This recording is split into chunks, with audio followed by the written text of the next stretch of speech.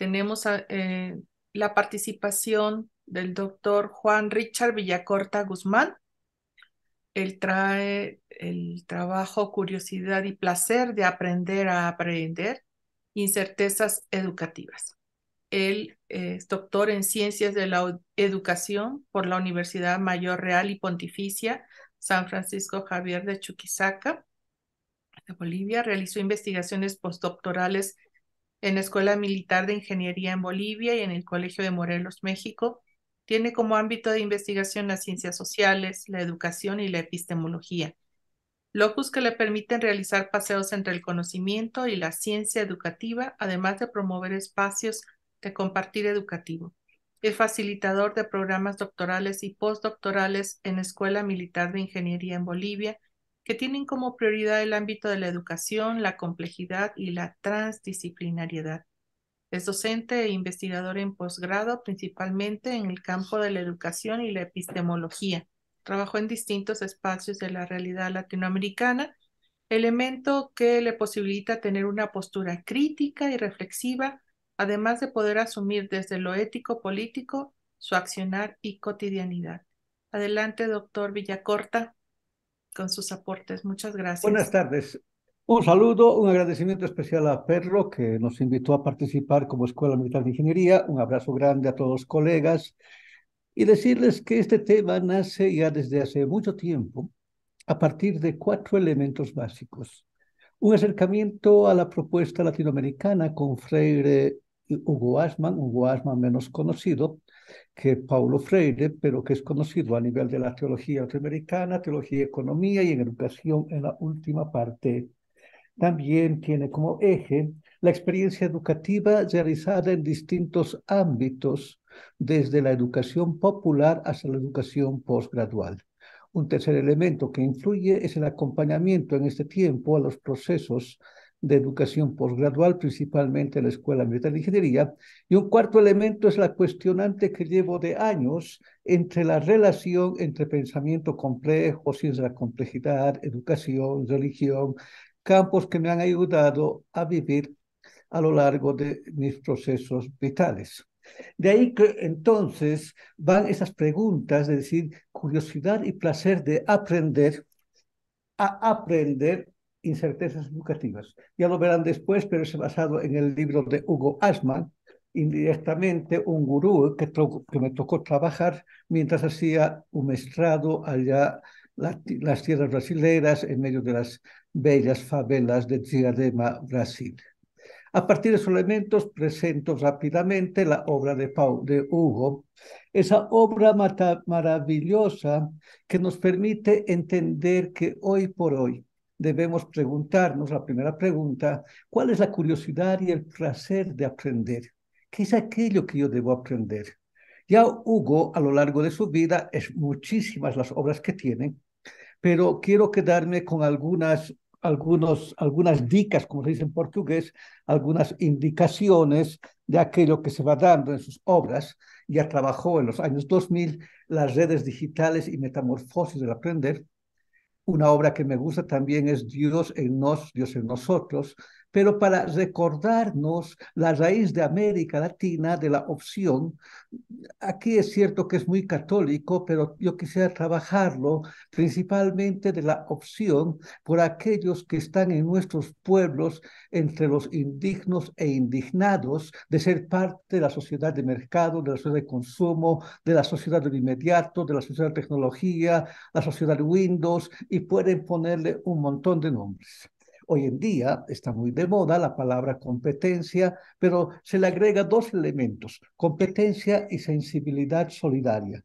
Esa sensibilidad solidaria que hoy por hoy parece que es mentira, porque la sensibilidad hoy en día, más que sensibilidad, parece que es una manipulación de unos sentidos, de unos cuantos, para lograr aquello que no somos capaces de hacer como seres humanos. Y quiero terminar indicando ahí con la obra de quien me enseñó a trabajar Hugo Asman, que es Jungi Mosungi, un coreano brasileiro, que tiene su obra Educar para reencantar la vida. Pues parece que nos hemos vuelto tan racionalistas, tan fríos, tan naturales, tan buenos, ya que nos hemos olvidado de los cuentos, las hadas marinas, nuestros mitos, nuestros cuentos, todo, muchas veces son manipulados para justificar la racionalidad occidental o la ley del consumo o darle otro tipo de ideas de ya sea de la sociedad del contentamiento, me contento y me miento, o también de la sociedad del que llaman entre deseos y necesidades para especificar los dos extremos sociopolíticos. Con esto comienzo aquello que hemos comenzado discutiendo la primera vez que presentaba mi tema, ¿ya? Curiosidad ya no es una mujer amenazante ni seductora. La curiosidad es un instrumento domesticado por la ciencia, de manera que observe y analice la realidad dotada de todos los instrumentos posibles para acercar a la humanidad el conocimiento más exhaustivo posible sobre algo tan lejano, misterioso y supuestamente inalcanzable como el planeta Marte. Si ustedes ven aquí, la curiosidad es en la zona nórdica, cómo es presentada como una mujer, porque de alguna manera recuerden que también en sociedades agrarias, en sociedades cerradas, y esto no estoy haciendo cuestión de género, porque sería un anacronismo y llevar a este tipo de términos, sino en ese contexto que ponía un cierto límite, porque quien ponía límites a la casa era la mujer. De ahí a que se dibuje de una u otra manera dependerá del color de lentes, o como diría la lectura de las historias de las formas, del Sitz in Leben, desde el cual yo trabajo y analizo. Ya poco a poco se va a presentar a la curiosidad como una mujer más amplia, más elegante, como una forma de atraer, y ahí podríamos reducir, buscar en el libro de Hugo, decir, a veces la curiosidad es presentada como, perdón por las palabras, una vieja prostituta que se viste de joven para atraer al otro y después irse con el próximo. Es decir, la curiosidad no puede ser aprehendida. Y cuando digo esto, no digo en el mal sentido, sino digo en el bello sentido de que la curiosidad siempre va delante de entre utopía y cosas por el estilo. Y que hoy en día tenemos Curiosity con la nave en Marte, pero que pareciera que es aquella que nos antecede a y que todo lo podemos aprender. Otra palabra que tenemos que trabajar es la palabra placer. Si uno entra a la palabra placer, coloca la palabra placer en Google simplemente, va a encontrar que hay 662 millones de acepciones de esta palabra. Desde una acepción del placer de comer originario a una acepción de ese cuadro que encontramos hasta la curiosidad tecnológica que nosotros tenemos en el sentido del placer. ¿De qué entiende placer? Lastimosamente, placer también se ha confundido solamente con la cuestión afectivo-sexual y no con algo más allá de. Personalmente, junto a algunos colegas, trabajamos placerosidad más que placer. Desde ahí viene la siguiente pregunta. Y hoy en día, después de todo lo que han dicho los colegas anteriores en estos 3 días de jornadas maravillosas en el coloquio, ¿qué debemos aprender a aprender? ¿Qué hacemos en nuestras jaulas académicas, en nuestras jaulas de casa? ¿Qué hacemos en nuestras jaulas hasta personales que nosotros nos hemos creado en este placer de aprender aparentemente, entendido el placer como dominación, como domesticación o como libertad, siguiendo el lenguaje de la complejidad? Es ahí donde yo me permito entender que la curiosidad no es un concepto unívoco, tampoco la educación ni la vida. Muchas veces nosotros queremos encontrar por nuestra racionalidad, por nuestra forma de pensar, por nuestro volver a nuestra raíz dualística, por más que nos digamos dialécticos, dialógicos, todo, nos gusta volver a una sola acepción. Pero curiosidad nunca va a ser unívoca. Ejemplo, curiosidad. ¿Qué es la curiosidad? ¿Qué es ser curioso? ¿Qué es ser curioseante? ¿Qué es decir curiosamente? ¿Qué es curiosear? O sea, son palabras que nos van a llevar a una raíz, la cura. ¿Cura en qué sentido? Cura en el sentido de sanar, cura en el sentido de proteger, cura en qué. acepción ustedes piensan?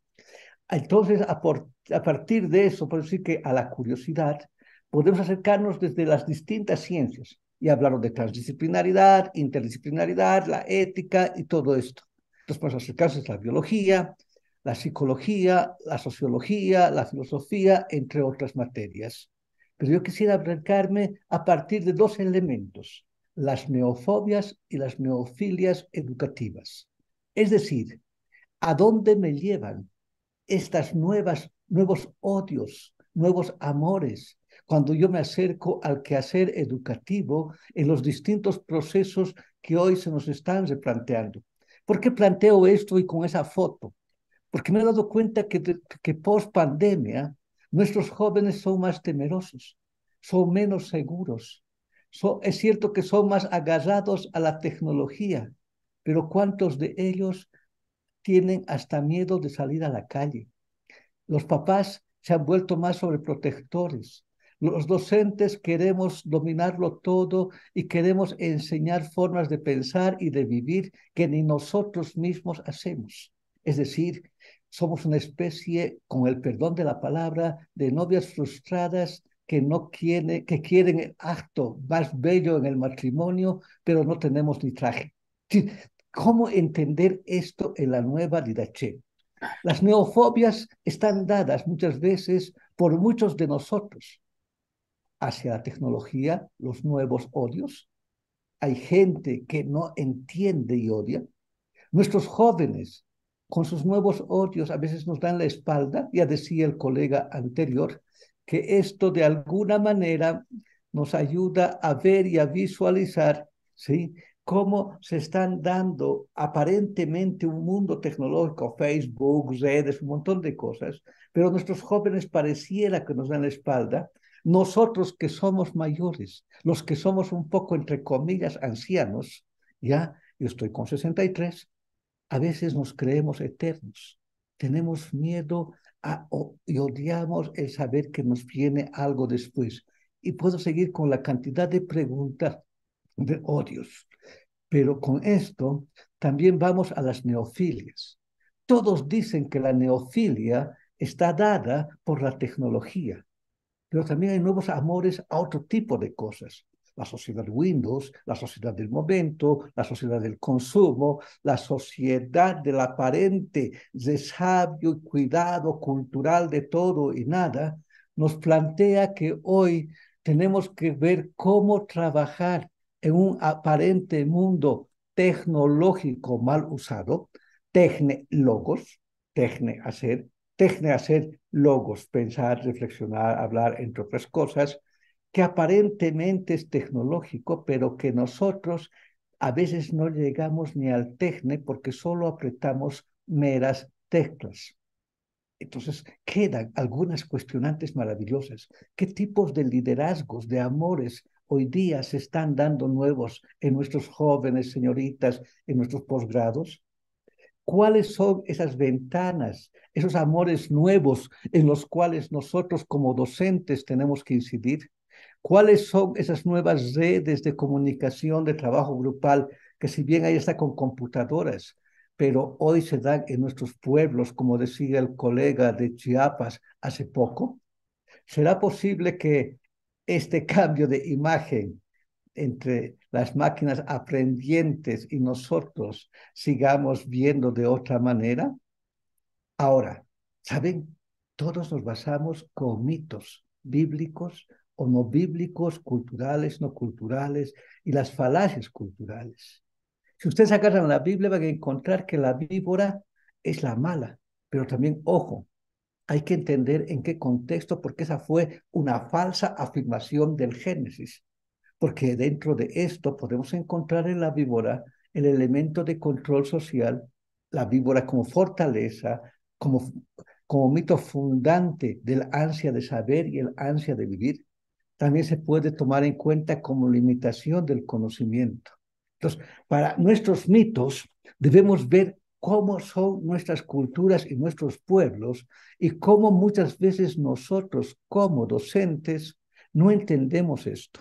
Ayer hablaba con un colega y decíamos que es fácil que en una aula con 9 personas y diferente con 120 personas para aplicar ya sea Piaget, Vygotsky, Freire o cualquier otro autor que ustedes quieran decir. Sí, ¿cuáles son nuestros mitos y desde cuáles hablamos?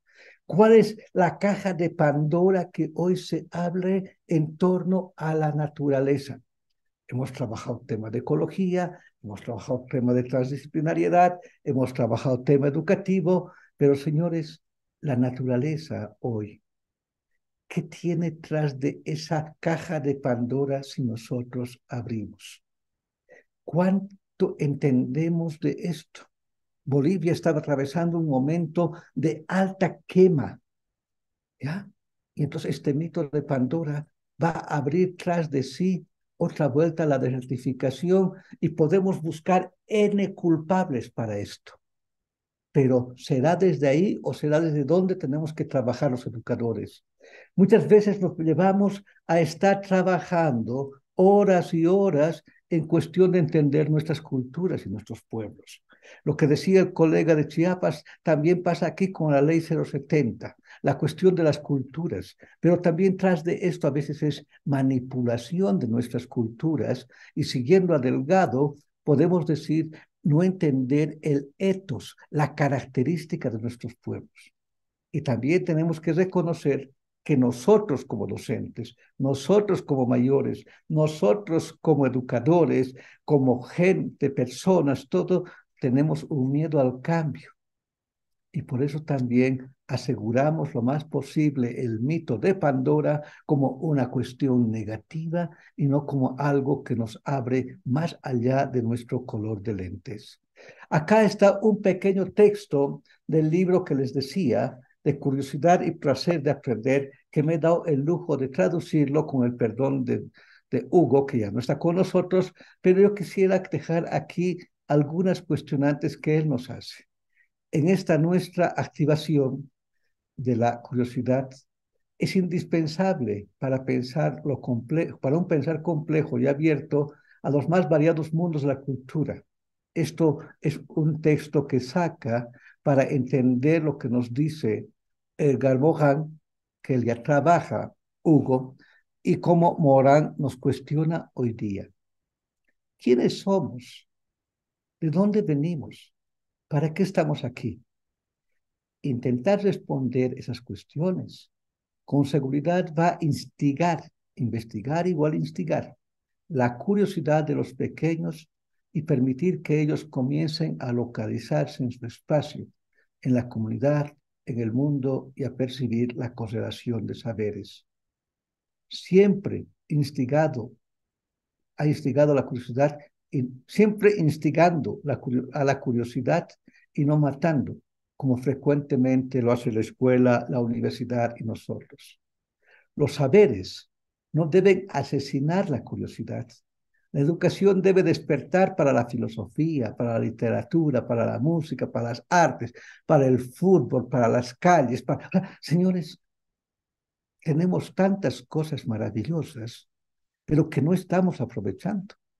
Es más fácil enseñar nuestras jaulas, es más fácil. Y no estoy negando que valga la inteligencia artificial, todos los nuevos saberes, valen, pero salgamos con estos a despertar la curiosidad. Y sigo simplemente alguien que aporta al pensamiento complejo como es Edgar Morin.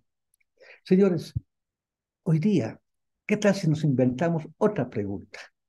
¿Se acuerdan con Albert Einstein? Dios no juega los dados. ¿Y qué tal si hoy nos preguntamos que la curiosidad sí juega a los datos? ¿Qué tal si nosotros mismos, como docentes, en medio de evaluaciones, de burocracias, de papeles, nos damos cuenta que hoy por hoy nos hemos vuelto muy rígidos? Hablamos contra el conductismo y somos conductistas. Hablamos contra el positivismo y somos positivistas. Seguimos teniendo la razón.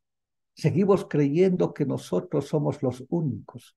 Y por eso manejamos inteligencia artificial, manejamos las culturas, manejamos la sociología, la antropología y un montón de cosas. Hoy, en nuestras jaulas cotidianas, debemos aprender a saber estar con. Y eso significa con lo diferente, con el igual, con aquel que me cuestiona. Es saber descubrir el valor de colegas de Brasil, de México, de hermanos indígenas, si quiere, originarios, no importa el nombre que he hecho a Aymara, estar con, donde yo ya no tengo la respuesta como académico. Debo saber estar en, porque muchas veces nosotros, dense cuenta, pasamos la puerta, vamos de vacaciones y tenemos ropa especial para todo. Tenemos que ir a descansar, pero volvemos cansados porque hemos llevado maletas grandes y no hemos llevado nuestros bultos en Aymara, en quechua se dice nuestros epis vacíos para estar en otro lugar. Saber disfrutar una tortilla, saber disfrutar una feijoada, saber disfrutar. Esto es también el arte de educar hoy, saber estar en el aula con el joven, en el patio, en otras cosas. Saber estar para la pedagogía de la pregunta, siguiendo a nuestro amigo Paulo Freire. Saber estar para, simplemente estar en silencio o para callar. Señores, queridos colegas, hoy no quiero darles respuestas, no quiero darles preguntas, no, perdón, quiero darle más preguntas que respuestas, porque la intención es, después de todo lo visto de inteligencia artificial, medio ambiente, esos 3 días maravillosos, entendamos y cuestionemos cuál es nuestro trabajo como docentes, hacia dónde estamos yendo. Seamos capaces de mirarnos en un espejo. Miremos cómo estamos más pendientes de evaluaciones, acreditaciones, competencias y un montón de fórmulas. Y hace cuánto estamos o no estamos como los jóvenes. Personalmente, con mi amigo José y otros colegas del doctorado, repetimos que lastimosamente hoy tenemos una gran confusión entre tecne y logos. América Latina y Bolivia hace tecnología. No, señores, apenas hacemos algo de tecne, apretando algo de algunas teclas. Tecne igual hacer. Nos está faltando mucho para hacer el logos. Pero el logos no es solamente el lenguaje de la máquina, no es solamente el lenguaje de las máquinas aprendientes, de los nuevos tipos de máquinas. No, el nuevo logos es los nuevos, como diría Maturana, los nuevos lenguajeares. Somos capaces de bailar y danzar juntos. Somos capaces de entender, visualizar que hay otras formas aparte de la tecnología. Somos capaces de quitar los cables y no tener energía eléctrica un buen tiempo. O también a partir de los cables somos capaces de crear actitudes y actividades dialogizantes. Señores, yo no quería ser tan largo porque yo sé que es la penúltima y no quiero alargarme mucho. Por eso quiero dar algunas claves que sugiero que nos ayuden a entender este lenguajear nuevo. Primero, tenemos que aprender a abrir nuestras jaulas familiares y educativas. Y no es solo salir a la calle, es, si quieren, el lenguaje moriniano, yo, tú, nosotros, individuo, especie, sociedad. Tenemos que volver a la pedagogía de la pregunta, aprender a trabajar sin máquinas, es decir, aprender a estar con nosotros. Debemos cuestionar nuestras certezas. Todos hablamos de incertezas, pero todos queremos certezas. Es interesante, fíjense las calificaciones, porque no evaluamos, calificamos, damos un número a nuestros estudiantes. No damos valor a aquello que se dice y que se hace. Hay una cosa que encontramos en el doctorado con los colegas, que es difícil provocar rupturas. Tenemos que aprender a crear rupturas en nosotros, en los otros y con los otros. Nuestras miradas dogmáticas, dogmatizadas, sean desde una experiencia religiosa, de lo sagrado tecnológico, académico o cualquier otro punto de vista, nos tiene que ayudar a decir, hasta acá fue bien. No es que no valga, vale más bien lo anterior para aprender a justificar. porque tenemos que ayudar a que nuestros jóvenes y nosotros encontremos respuestas argumentadas. No es simplemente repetir como loros, como hemos hecho o como queremos, o al revés, que ya nos repitan y digan solamente lo que piensan. Argumentar significa saber valorizar nuestras historias, nuestros pueblos. Debemos integrar deseos y necesidades, provocando y superando el contentamiento, me contento y me miento, ¿sí? Está ahí trabajando. Señores, nos está haciendo mucho daño la evaluación domesticadora. Todos decimos que no, pero todos buscamos esta domesticadora y estamos igual que con el principito, domestícame. Debemos cuestionar la imagen, porque no es solamente cultura de la imagen. Debemos cuestionar la tecnología y permitir que la incertidumbre abra nuestras puertas y ventanas. Todos hablamos de incertidumbre, pero todos queremos certezas. Lo que decía mi amigo de Chiapas me encanta. Nos hacen cada vez nuevos planes con la libertad del estudiante, la libertad del docente, pero cada vez somos más burocráticos, cada vez somos más de puertas cerradas. Con esto, permítanme ya entender los desafíos de la curiosidad para nuestras instituciones, siguiendo la parte de atrás, la contratapa del texto. Qué bonito lo que dice nuestro amigo Hugo, que retoma nuestro amigo Hugo de un texto de Fitzgerald. La próxima generación de tecnologías educacionales irá a promover el aprendizaje activada por la curiosidad. Esos sistemas van a deshacer la línea divisoria entre explorar y aprender, entre entretenimiento y escolaridad. Debemos abrir puertas y ventanas. Y necesitamos educar para reencantar la vida. Señores, aquí termino casi creo con Jungi Mosungi. Nosotros, los humanos, somos seres que más allá de la comida y la bebida, necesitamos de un sentido que nos haga valer la pena luchar por la vida. Para eso creamos y recibimos símbolos, mitos o dioses que ganan consistencia y poder y pasan muchas veces a determinar nuestras vidas. Símbolos y mitos nos permiten superar la tiranía de los genes y de los instintos y nos hacen más humanos. Seres capaces de tomar la vida, nuestras vidas, por las causas nobles o por las personas que amamos, pero también de matar o de convertirnos en insensibles frente al sufrimiento de otras personas o grupos sociales en nombre de sus símbolos.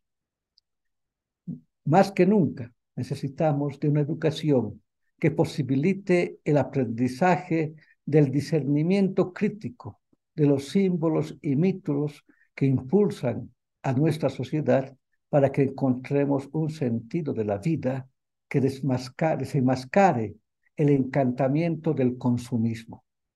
Una educación que nos permita encontrar un sentido encantado de la vida que encante también a la propia educación.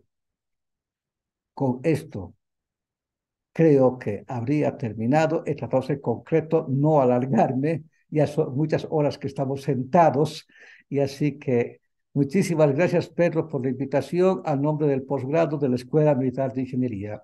Gracias, doctor Villacorta Guzmán. Un placer realmente escuchar sus reflexiones.